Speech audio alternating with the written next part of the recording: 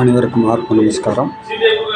ஒரு முறை நம்ம தேவகோட்டை சிவன் கோயில் குளத்து அருகில் புதிதாக ஒரு நபர் வந்து சுற்றி திரிவதாக நம்மளுக்கு தகவல். அதாவது இது ராமேஸ்வரம் ரோடு, அதனால் பார்த்திங்கன்னா கொஞ்சம் மைண்டு சேஞ்ச் ஆன ஆளுகள்லாம் போகிற வழியில் இப்படி இறக்கி விட்டு போயிடுறாங்க. அது மாதிரி ஒரு ஆள் இந்த பக்கம் புதுசாக தெரியுது அப்படின்னு சொல்லி நம்மளுக்கு தகவல் கொடுத்தாங்க. ஏன்னா நம்மளை சார்ந்த நண்பர்கள்லாம் அந்த மாதிரி யாராவது தெரிஞ்சாங்கன்னா தேடி பிடிச்சி அவங்களுக்கு உணவு கொடுப்பாங்க, அது வழக்கம். அதனால் அவங்க புதுசாக ஒரு ஆள் வந்திருக்கிறாரு அப்படின்னு நம்மளுக்கு தகவல் கொடுத்தாங்க. அவரை பற்றி சொல்கிறாங்க. முக்கியமாக சொல்லணும், இங்கே பழக்கடை பிரபு.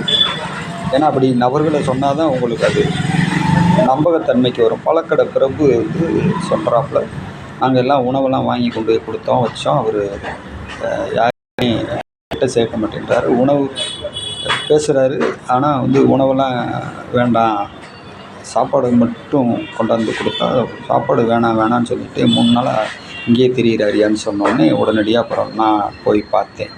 நான் போய் பார்த்தோன்னே, ஐயா யார் நீங்கள், எங்கேருந்து வந்தீங்க அப்படின்னு கேட்டேன். வயசு அவருக்கு ஒரு 40 வயசு தாங்க இருக்கும் அதிகபட்சம் போனால்.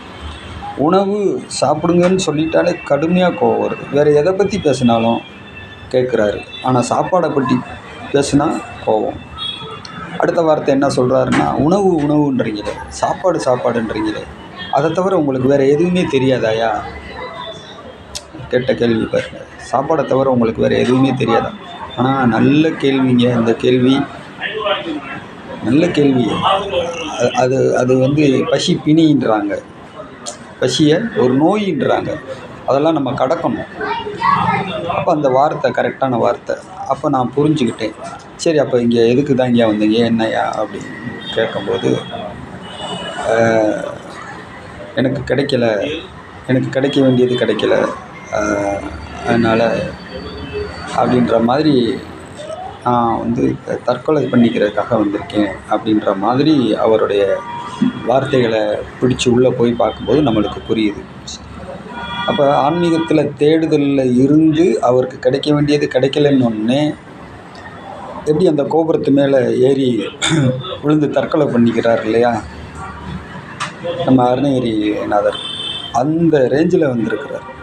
புரிஞ்சிருச்சு. அப்போ நான் ஒரு செகண்ட் அவரை பார்த்துக்கிட்டே இருந்தேன். அவர் எந்த மாதிரியான தாகத்தோடு வந்திருக்கிறாருன்றதை அப்படியே பார்த்துக்கிட்டே இருந்தேன். அதை நான் உணர்ந்த அடுத்த செகண்டு என்கிட்ட இருந்து டக்குன்னு ஒரு ஒளி அவருக்கு பாஸ் ஆனிச்சு.